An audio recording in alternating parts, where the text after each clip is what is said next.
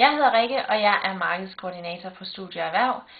Mit job indebærer en hel masse forskellige opgaver inden for salg og markedsføring, lige fra at udarbejde salgsmateriale til at planlægge kampagner, opdyrke nye markeder, tage ud og præsentere vores produkter og selvfølgelig komme tilbage på kontoret og forhandle og lukke kontrakter.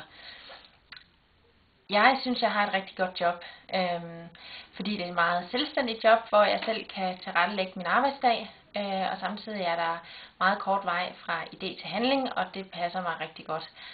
Det er et meget udadvendt job, hvor jeg har en masse kontakt til vores gode kunder, og samtidig også møder en masse nye mennesker. Jeg får altid en masse sjove oplevelser gennem mit arbejde. En af oplevelserne har med min hund at gøre, som jeg i øvrigt har med på arbejde hver dag. Han var også med på et tidspunkt på en konference i Nyborg, hvor jeg havde gemt ham lidt væk om bag standen, så han selvfølgelig ikke skulle genere nogen. Da det så væltede ud med konferencedeltagere i pausen, så strømmede de hen til vores stand. Selvfølgelig for at høre om vores spændende produkter, men måske først og fremmest for at klappe hunden. Og der var faktisk flere, der mente, at det var det smarteste salgstrik, jeg hidtil havde fundet på, men det var jo faktisk ikke noget salgstrik overhovedet.